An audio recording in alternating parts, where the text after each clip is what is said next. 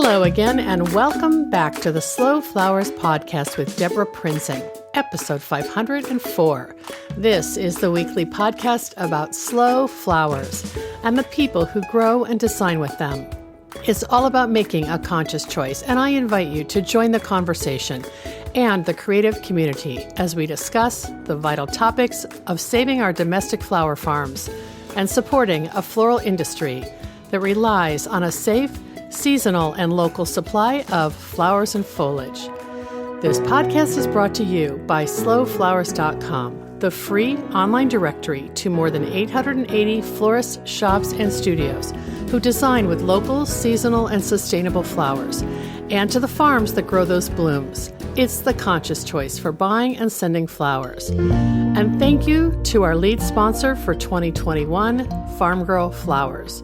Farm Girl Flowers delivers iconic burlap wrap bouquets and lush, abundant arrangements to customers across the U.S., supporting more than 20 U.S. flower farms by purchasing more than $9 million of U.S.-grown fresh and seasonal flowers and foliage annually, and by providing competitive salaries and benefits to more than 240 team members based in Watsonville, California, and Miami, Florida. Discover more at farmgirlflowers.com.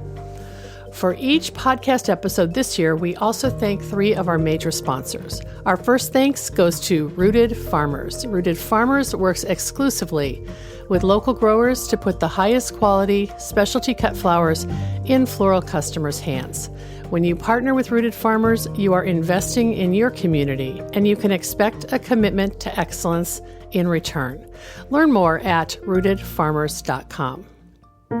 I'm delighted today to welcome return guest Jennifer Jewell back to the Slow Flowers podcast for a wide-ranging and lovely conversation about what defines a garden, where those gardens are located, who are the gardeners who tend to them, and how we are both, Jennifer and me, emerging from 2020 with a much clearer understanding of the roles women play in making the earth better, safer, more inclusive, and accessible for all. Here's a bit more about Jennifer. Jennifer Jewell is a gardener, garden writer, and gardening educator and advocate. She is the host of the national award-winning weekly public radio program and podcast called Cultivating Place, Conversations on Natural History and the Human Impulse to Garden. Jennifer is particularly interested in the intersections between gardens, the native plant environments around them, and human culture. Her work has appeared in Gardens Illustrated and House and Garden, among others. She formerly served as the native plant garden curator for the Gateway Science Museum at California State University at Chico. Her book, The Earth in Her Hands, 75 Extraordinary Women Working in the World of Plants, was published in 2020. Let's jump right in and get started. You can find photos of Jennifer and details about her books, her popular radio program, and links to her social places in today's show notes for episode 504 at deborahprinzing.com.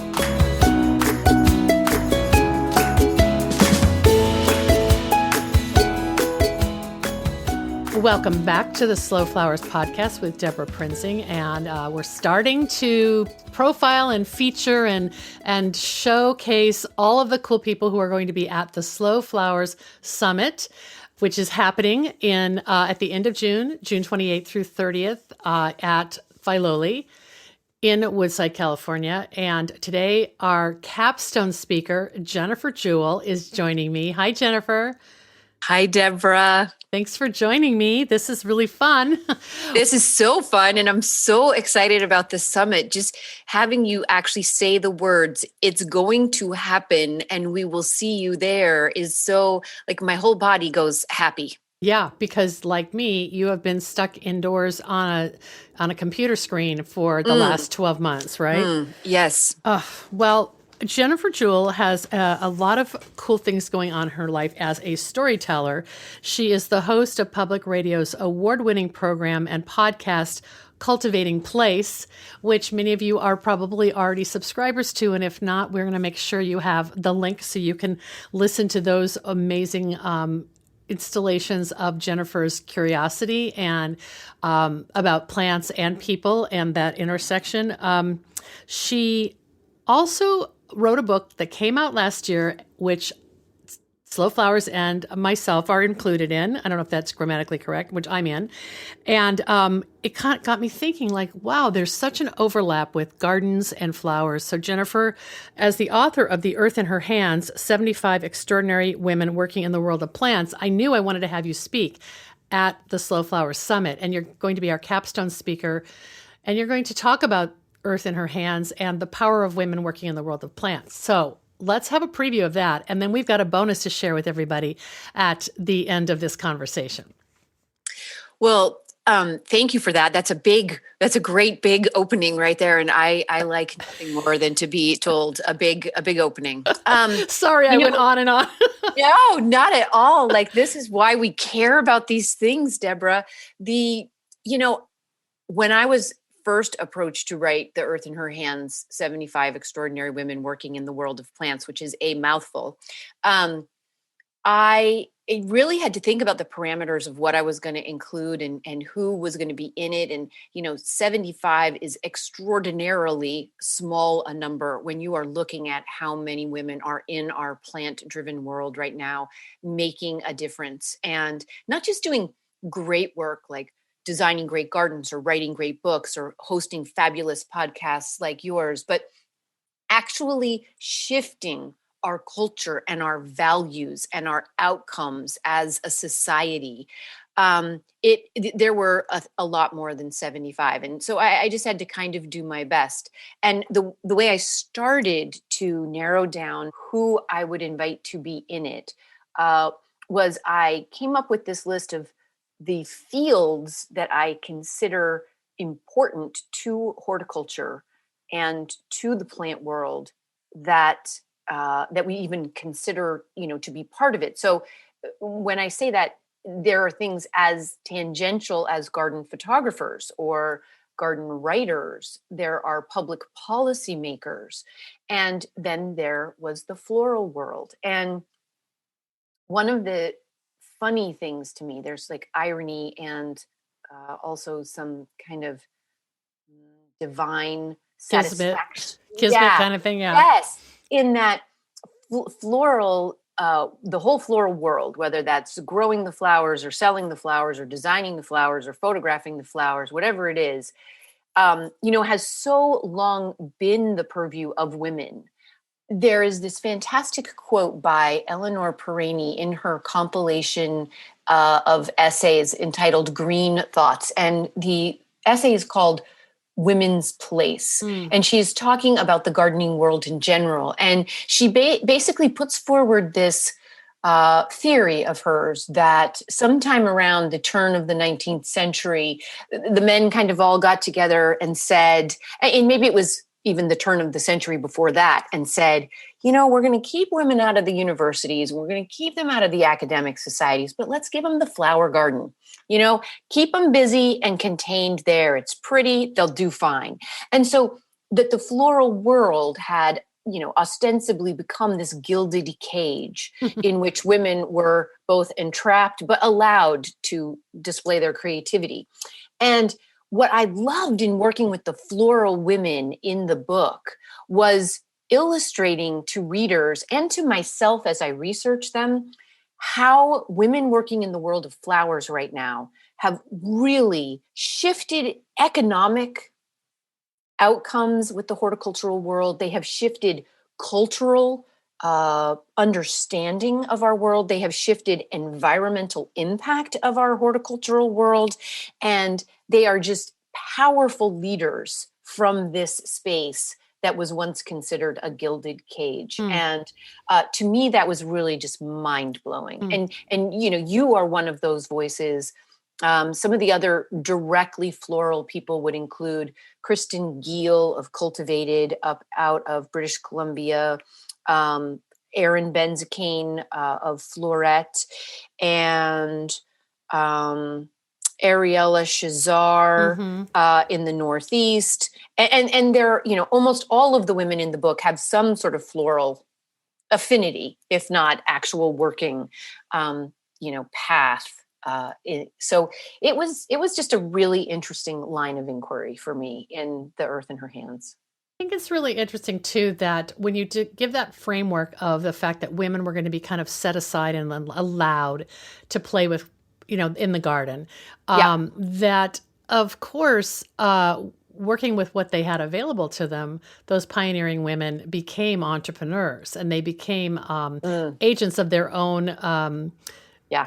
The garden as their tool for supporting their families or being intellectually curious. And I just love the idea of, our foremothers and what Mhm. they actually achieved when against odds, of an environment or a culture that really didn't encourage them. Yeah.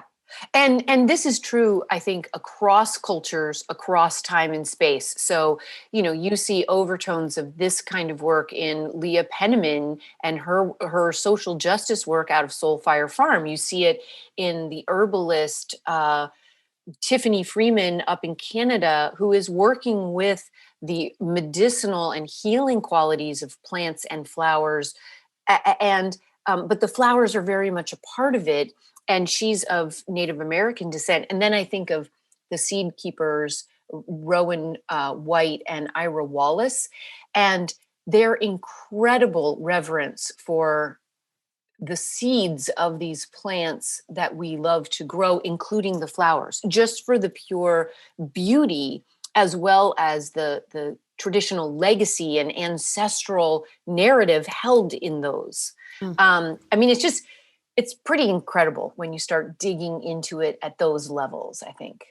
Yeah, and also I think the generational kind of thread that weaves through a lot of people's stories. I find that there's so many times I ask someone, how do they get involved in flowers, either as a grower or designer? And so many, and I know it seems kind of trite after you hear it all the time, but so many people can think back to their childhood and think back to a grandmother or a parent who or a teacher who influenced them, but it's almost always the women in their lives, not Yeah. always, but often that kind of, it's almost like the pass along plants or Yeah. as you said, the saved seeds that we're carrying forward from generation to generation. I mean, I know you're a woman's woman, and you you do have men in your life, and you like men. But this storytelling vehicle for you has, I mean, it must have been an incredible. I don't know, was it like an 18-month period of time where you were just Yeah. constantly in conversation with women in horticulture and in plants and in flowers? Yeah, it was about 18 months. And then, of course, we started editing the book, and then we started talking about the book in public spaces, often in conversation, like you and Lorene Edwards Forkner and Kristen Giel and myself at the Northwest Flower and Garden Show last year. These, I think it is absolutely cliche and probably sexist to say that women have this tendency towards community and networks, but it is cliche for the reason that there is some truth in that, Yeah. and that at our best we work well in community because, again, I think it's that almost epigenetic history of how women have worked in societies for millennia, that it's important that we have this network.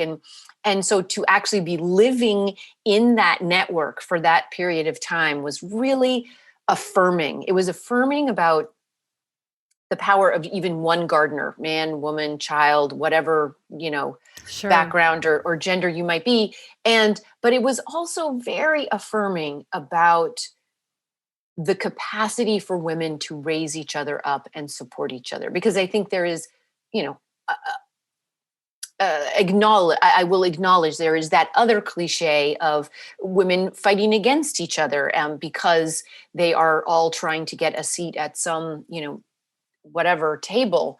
But my experience by and large in my 55 years, and certainly in the 18 months of The Earth in Her Hands, is that women are very powerful supporters of each other. Well, you opened the door for that, I think. In all these 75 interviews, you had a little footnote to each one of them, or most of them, where you asked the subject to name other women of influence or who you admired or who you thought was a groundbreaking person in the plant world. Yeah. Like you kind of paid it forward with, another really long list of people that we should be checking out and learning from, right? Yeah, I did. And it was one of the most both illuminating and enjoyable parts of putting the essays together was to see who they credited. And the credits were fabulously wide ranging. So, Jamaica Kincaid's first acknowledgement was to Sacagawea. Saying that she was the woman behind the Lewis and Clark expedition that had all the plant knowledge and the mapping skills to find them the plants they were looking for. And she never got any credit, right? And so, like, just to even put that out there and have it be written down just felt so powerful to me. And then another, a lot of people credited their, their grandmothers or their mothers or their neighbors, but there was one of the women, and I'm forgetting who, credited all of the garden club ladies and master gardeners who keep so much of our horticultural world going.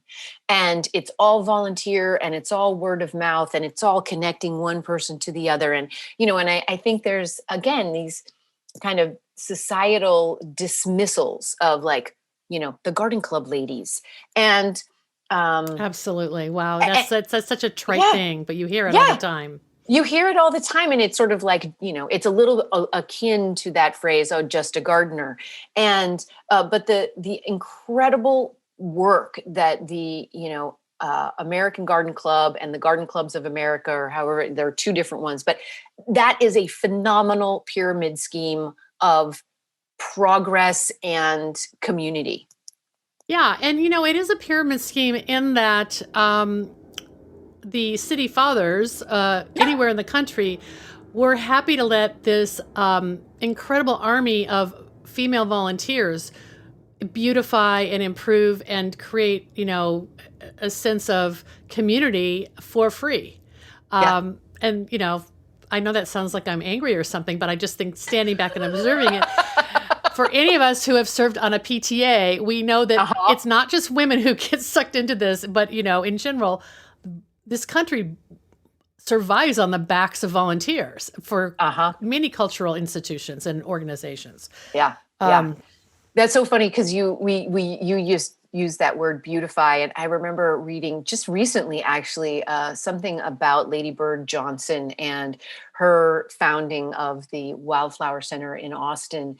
And, that term to beautify the roadsides of America was kind of hoisted on her. And she always was irritated by that word beautify. Wow. Really? Which is, and it comes out and there's a new book out maybe. And maybe this was on like NPR recently. I think I heard it promoted, but I didn't listen to it. Yeah. Okay. Yeah. And in her private papers, she is irritated that this word is being foisted on her because it is used in this diminutive sense of, Anyway, wow. Interesting. And I think that happens to gardening and horticulture, not just for women in it, but because I remember as well, and I think it was Flora Grubb who said, well, if you weren't asking for just women, what I would say is I would thank all of the gay men I have ever worked with in this industry who have helped me, supported me, advocated for me. And, so there is something sexist about only writing about women, but it's sexist to the purpose of improving representation generally.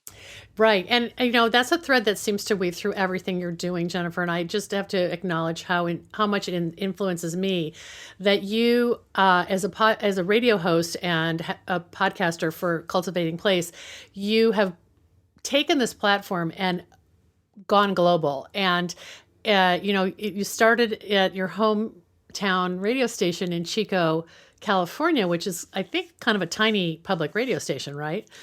Tiny, super tiny, super tiny. Not as tiny as Margaret Roach's in a way to garden. She says that is the smallest public radio in the country. Yes. But you're in contention. we are just one step up from that, maybe. No, it's a very small, and it started as a completely volunteer effort on my part. So wow. But kudos to them for letting me try, right? But you have just open the airways with stories of people who haven't been recognized, who haven't been included in the conversation, depending on where they are in the world or where they are, in sort of whatever is considered mainstream horticulture. Right. And that seems to be what drives you. And I'd love to have you talk a little bit about that, women and men, of course. Yeah, I think that, I got into this work because or this, project, as it were, because I am a gardener. I'm not a great gardener, Deborah. I don't have a fancy garden. But it is one of those impulses in my life that absolutely drives me. So like, if you said to me, you have one day all by yourself, nobody's looking, what are you going to do? And my answer would absolutely be, I'm going to walk out into the garden in my nightgown and play there all day. Like, never get dressed, never eat. Maybe I would take my coffee.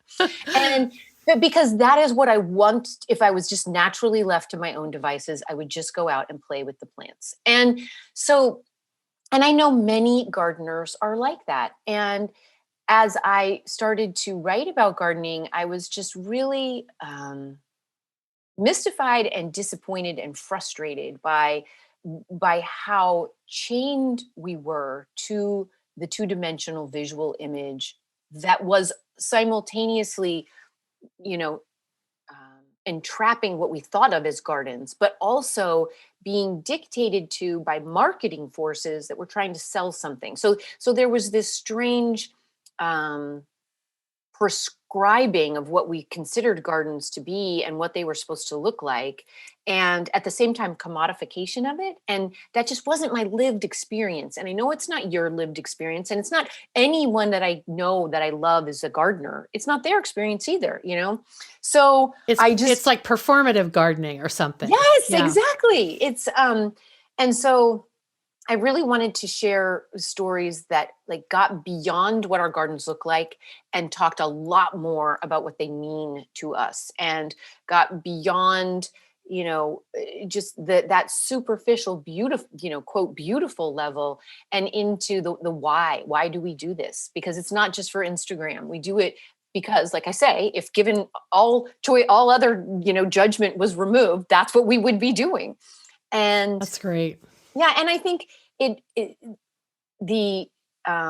has resonated with a lot of people, and it does, it transcends so many of the identifiers that divide us, right? It actually does transcend gender or race or politics or socioeconomics, because every culture known to humankind has gardened.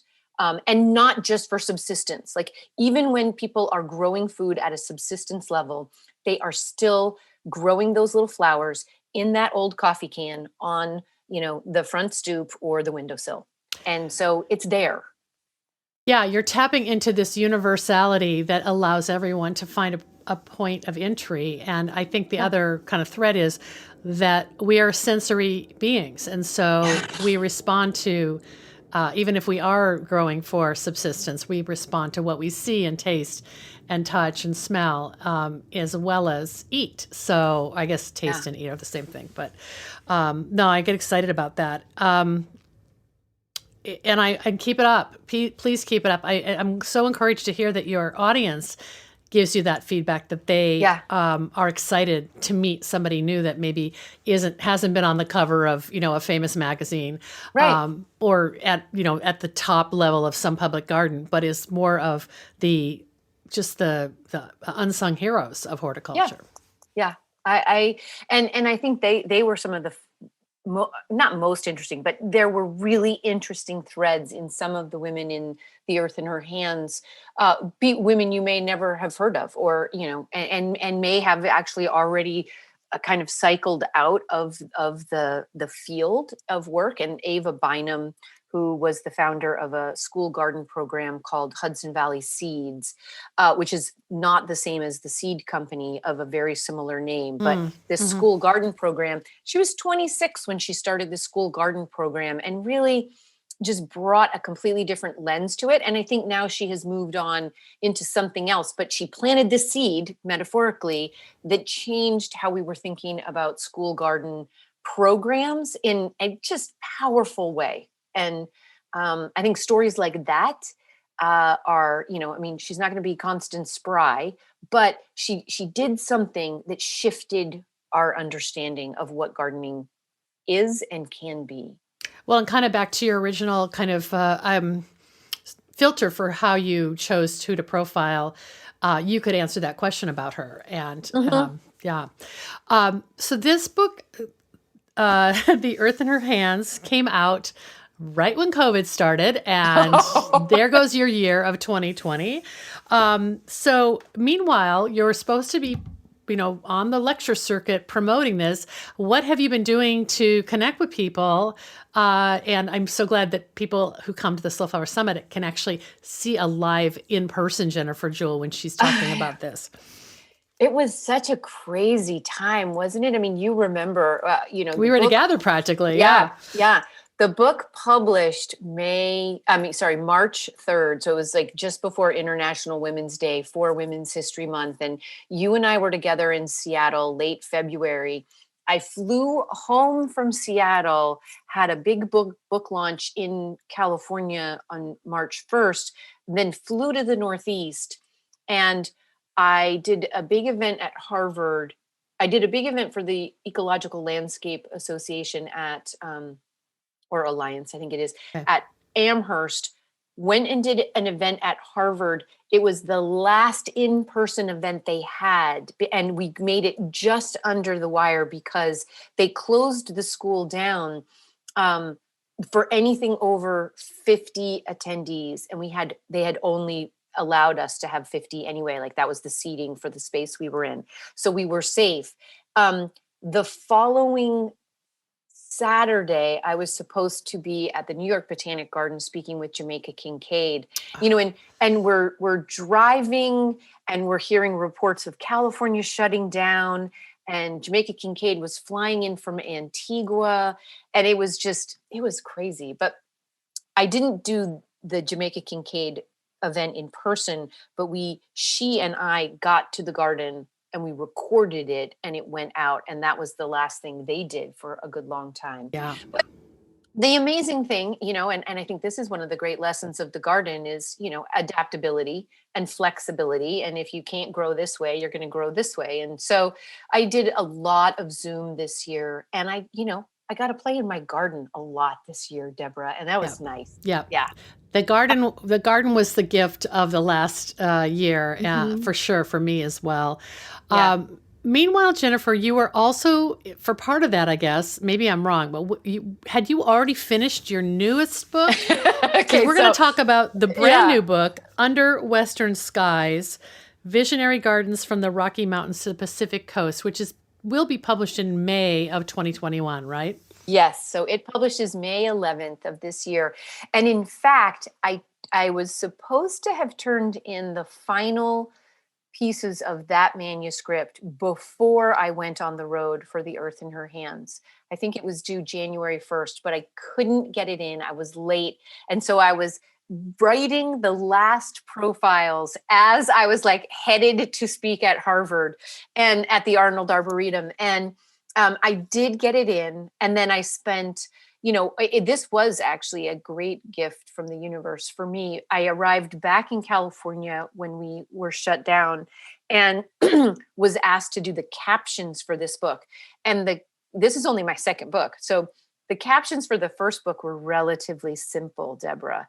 The captions for this book, I totally thought I could get done in 2 weeks working on them, just about every day.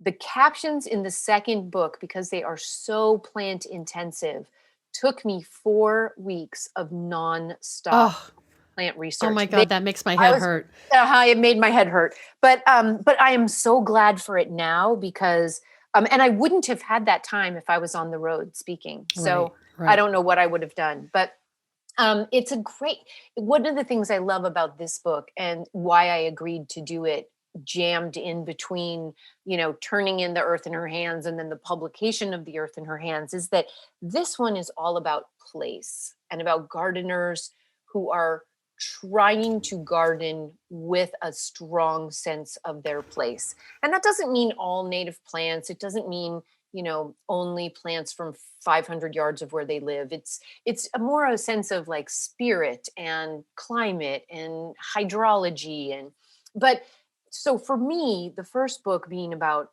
women and humans, and then the second one being about place really ties together what is the most important mission for me of cultivating place. And that is this idea that our gardens, the way I see them, are no matter what kind of garden you have. I mean, it could just be a fertilized, watered lawn, right? But a garden is this three-part story of your history, the natural history of the space you are sitting on, and then the cultural history within the context, right? Mm. So those three things. Now, if all you have is an irrigated lawn in Northern California, you have two seriously underdeveloped threads in your garden. But these gardens that I am looking at in this book really have really nicely developed senses of all three of those things, sort of personal creativity, working within the natural history of their space, and acknowledging and embracing the larger cultural history over time and place. And so, I should say right off the bat that this was brought to me as an invitation by the photographer Caitlin Atkinson, who is, if you're not familiar with her work, she is a young, fresh, talented, inspired, hardworking gardener, thinker, visionary set of eyes when she uses her camera. And so they came to me and asked if I would like to participate in this book, looking at these, innovative gardens around the West. And I said, absolutely. Because in some cases, they really stretch your creative imagination of what is a garden, what even is a garden. Some of them you'll look at and be like, that is a garden. Another one, like the Noguchi, California scenario in the Coastal Plaza in Los Angeles, people will look at that and be like, is that a garden? I don't know. Is that a garden? But even if it makes you ask that question, I think that is an important exercise. Yeah, it's amazing. So you profiled 36 gardens in all of the Western states.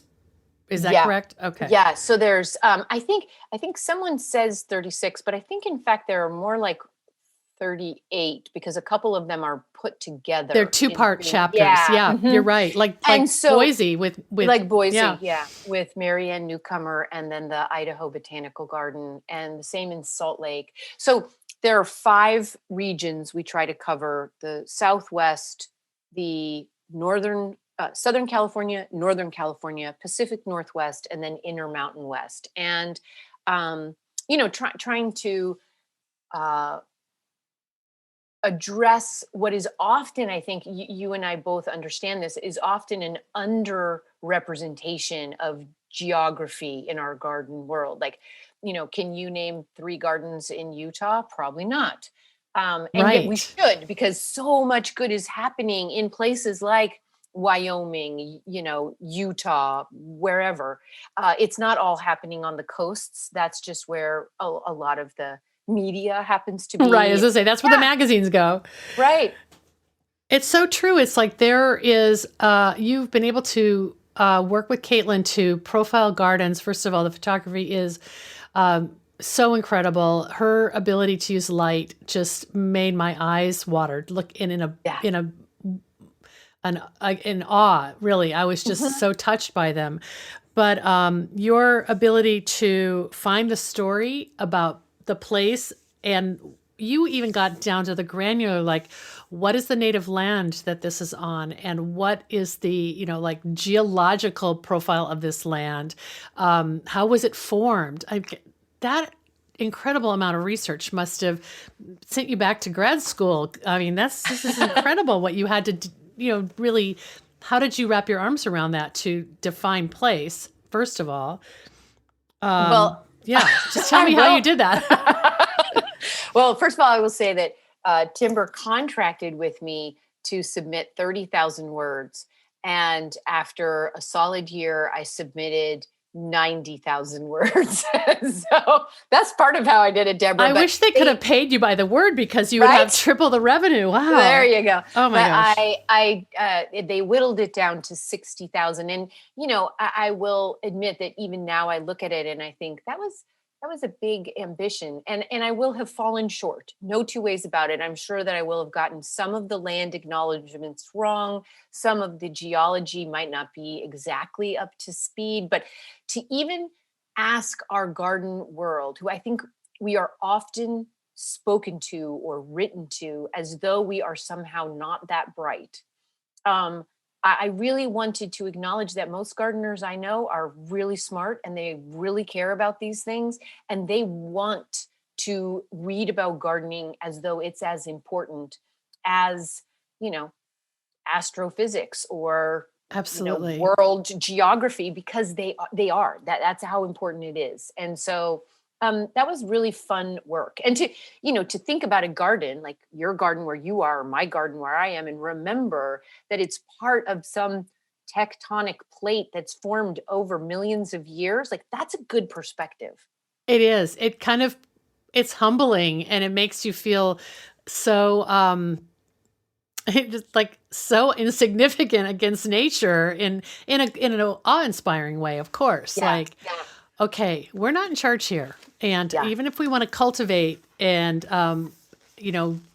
play in our gardens, there's a whole narrative underneath that far preceded whatever we're doing. And I think that's pretty cool. I think it's cool too. And for me, it kind of comes up into a bigger conversation about, the divine or grace, and just to be this tiny little part of something that's that big. It makes you feel insignificant, but it also reminds you that you are part of something life creating.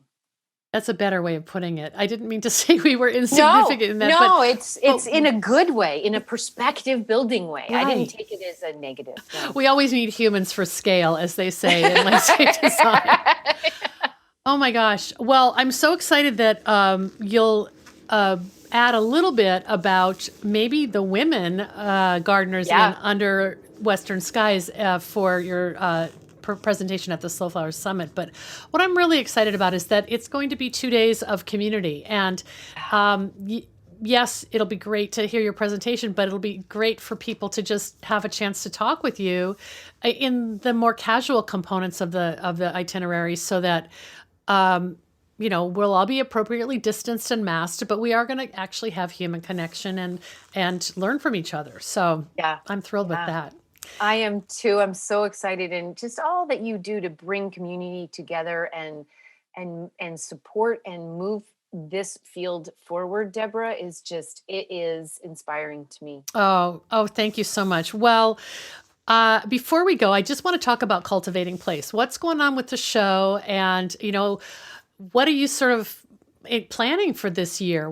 Many of your interviews in the past have been done in person, and like me, you've had to kind of switch it up. But are you hoping to get back out on the road?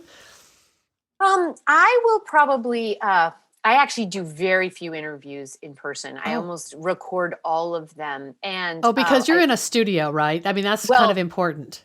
I was in a studio. So now I'm in my office. Like you, I have recording equipment at home now. Your annex studio. Right, exactly. And I just will keep looking for, I'm very grateful for the capacity to keep the program going and to record from home and to edit my own work, so that it really does focus on what is important to me about these conversations. And it's sometimes hard to, as to keep all three things going. But but it is important to me. And so I have some really great interviews coming up, some from people in the Earth in Her Hands, some with people from Under Western Skies, but also just with straight up ordinary gardeners who are out there learning lessons that do connect us all. Like every time I speak to someone even farther away than I think I could be speaking to someone about gardening even from a different lens. Like this morning, I did an interview with a rabbi in Philadelphia about plants in the spiritual tradition of Judaism. And and I'm always just like, wow, that's gardening too. I love that.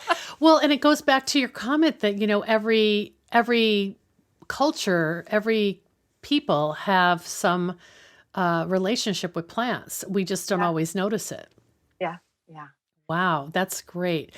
Well, we are, we're going to just keep sharing with each other. We kind of have acknowledged that we have somewhat of an overlap in our audiences. So we even started trying to cross promote a little bit. Which I love. Yeah. And I sure hope that people who are listening to this will tune in to Cultivating Place. How can they find it? And what's the best way to access the show?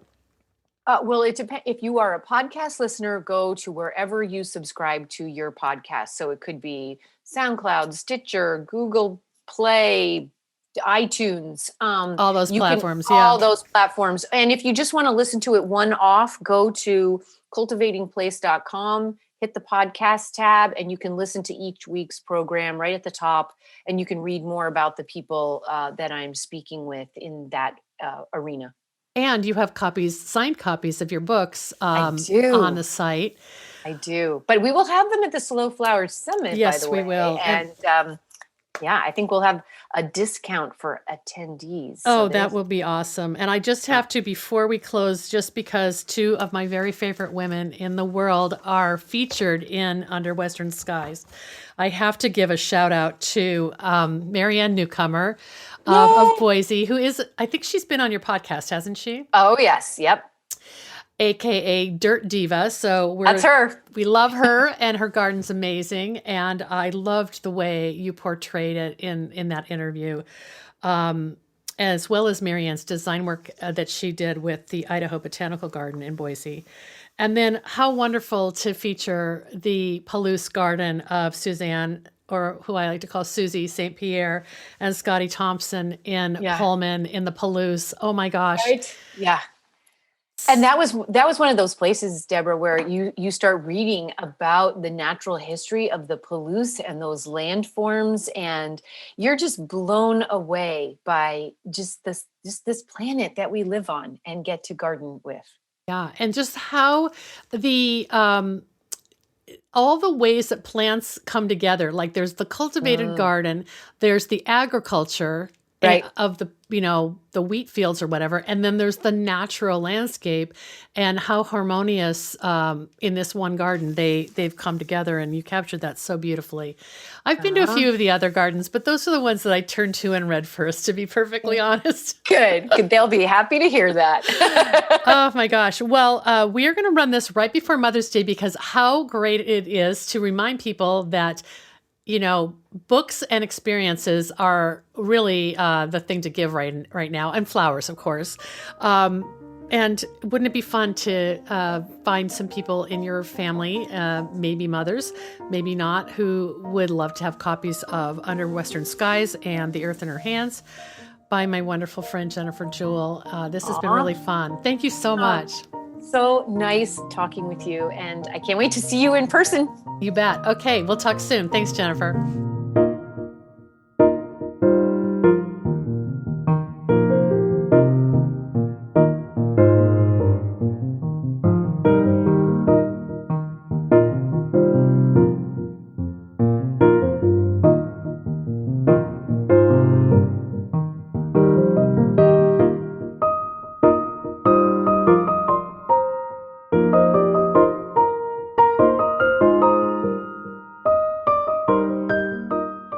Thank you so much for joining my conversation today with Jennifer Jewell.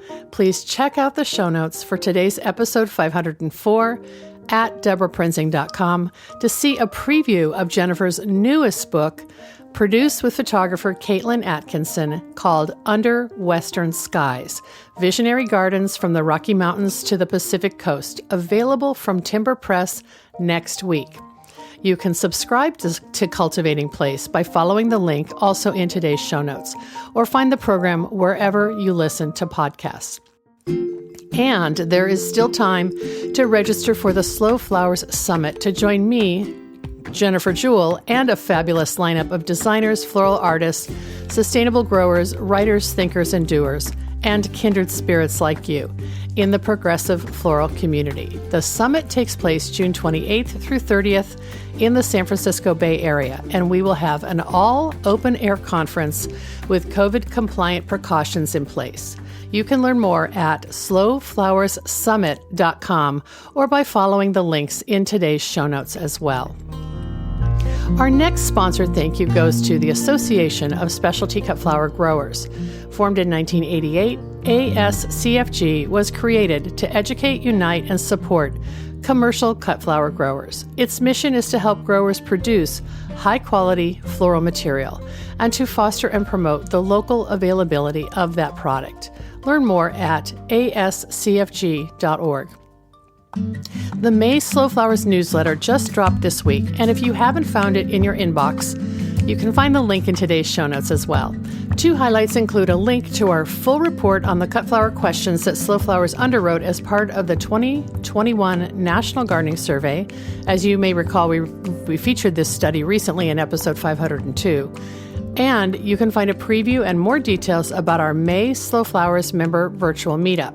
You'll meet two Slow Flowers members from Alaska's peony country. Grower Beth Ann Sant of Scenic Place Peonies and designer Brandon Scott McLean of East Hill Floral will share their knowledge and talents and introduce us to the upcoming Alaska peony season. Beth and Brandon will come to us live from the greenhouses at East Hill Floral. Learn about the selection, cultivation, and post-harvest best practices for peonies from Beth, and watch an inspired floral design demonstration from Brandon. It's a new date this month only, Friday, May 21st, 9 a.m. Pacific, noon Eastern, and you can find the details in today's show notes. Our final sponsored thank you goes to the Gardener's Workshop, which offers a full curriculum of online education for flower farmers and farmer florists. Online education is more important than ever, and you'll want to check out the course offerings at thegardenersworkshop.com. Thank you so much for joining us today. The Slow Flowers podcast has been downloaded more than 722,000 times by listeners like you. Thank you for listening, commenting, and sharing. It means so much. As our movement gains more supporters and more passionate participants who believe in the importance of our domestic cut flower industry, the momentum is contagious. I know you feel it too.